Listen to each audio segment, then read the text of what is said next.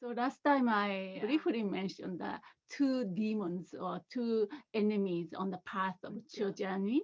Terminology is a bit weird, but self-grasping and self-cherishing. Self-grasping means grasping onto something doesn't exist. Maybe the easy way to explain is I heard this story. This old lady went to the shopping mall. She watches the TV, right? And in TV, this character played a very bad guy. That actor showed up on the shopping mall. Then this old lady saw him and started beating him. Because for her long appearance, right? She already have this idea about him truly existing, which is not true. But then emotion came, anger came up. Then act of beating, then accumulated karma. So that's what we are doing every day, every moment.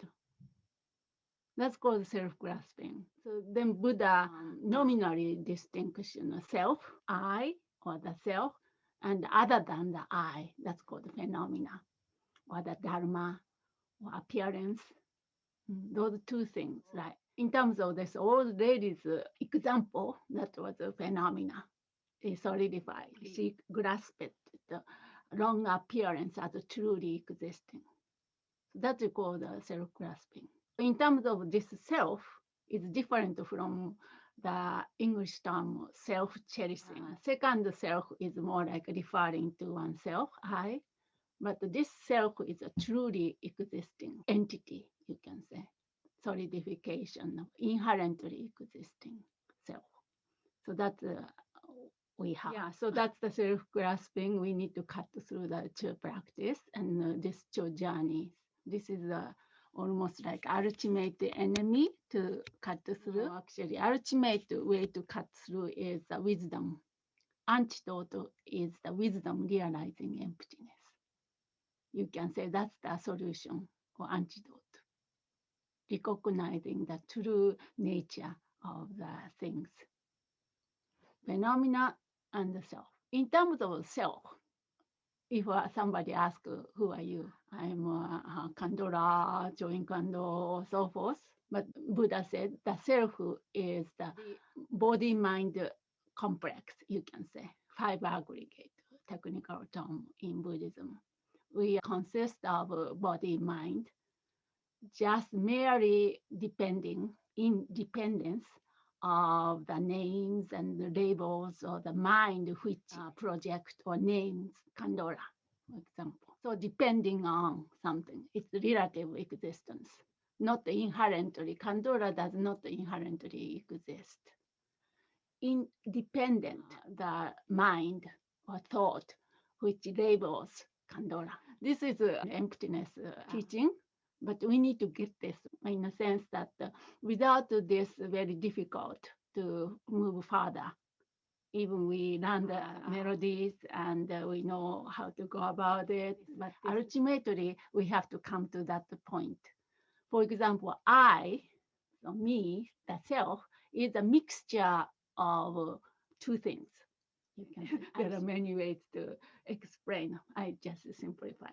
There are a mixture of two. One is existing. I exist. I function. I talk, I teach, I speak, or I think. That's merely labeled self. I exist. So we are not negating that. We don't go to nihilistic idea of, oh, I don't exist at all. We are not talking about that. So relative self exists. But the self that does not exist is the one I was talking about, this inherently existing self, which we grasp onto, superimpose, or the grasp onto something as truly existing. That one we want to cut through. So what we are doing is that we need to differentiate or distinguish this relative self, which function, just merely name, technical term we use, merely labeled person, merely labeled I. That one exists. depending on the aggregates, on the names, and so forth. That one exists. But the one which does not exist is truly existing self, me, true me. Let's get in trouble. Me. So in our tradition, we need to really identify this object of negation. What is this true me? We call Gaksha, object of negation. We don't want to negate this merely labeled person. How we can do is, if somebody accuses you, you did this one, you ruined my class. You did such a such a such. Then in the mind appeared, me? I didn't do that. Kandura's accusing me for nothing. That's not true. I didn't do that. How that appeared to your mind? So that one you really need to connect. Something appeared, I appears like a independent from something, really existing me who is really upset and falsely accused. That truly existing self. So that one we want to cut through. First, we need to identify, sometimes all mixture of these things. So sometimes it's difficult. In Dakinis Whisper, we want to really clarify and clear about what we need to negate, what we need to leave it alone, so to speak, so that we don't go to the one extreme. If we just leave it that truly exists in me, then go to the eternalism, so to speak. Then if we negate the merely existing person, which functions well and communicate well, then become a nihilism. That's called middle way. Nagarjuna's intention, Madhyamika. Then Chandra Kirti, Ramazongkapa, great masters of our lineage, then come on to us. So we want to be clear about that. That's the self-grasping part. In terms of self-cherishing, it's a little subtler. Of course, all the self-grasping is there, but in a sense, different.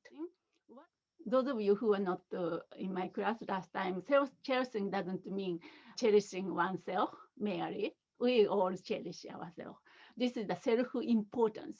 I'm more important than you, or put oneself before others. We all have. As soon as we get up, we have that one, as if it's inherently existing. What makes me happy? We're not thinking about others. Maybe what makes my family happy. So that's also my family, little bit expanding, but this is you. We are talking about the self. So this is the problem. Another Sadhara problem, which is the main focus of Great Telescope. This is the Mahayana Bodhisattva path to cut through.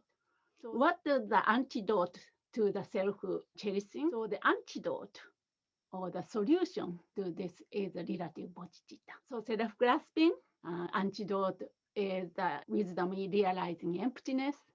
Self-cherishing, antidote is the relative bodhicitta. So antidote or solutions or what we need to really cultivate is this wisdom and great compassion, which leads to the relative bodhicitta. So that's the bodhisattva journey, which we are taking. Like two wings of the Garuda, wisdom and compassion, bodhicitta. So we need both. Then we can fly through from city to city. What kind of person loses the joy, like Shantideva said. So that's our journey and the Cho journey. Embarrassingly, very rough explanation of this, but the labels, the standards, you're saying that me exists? Yeah, me exists.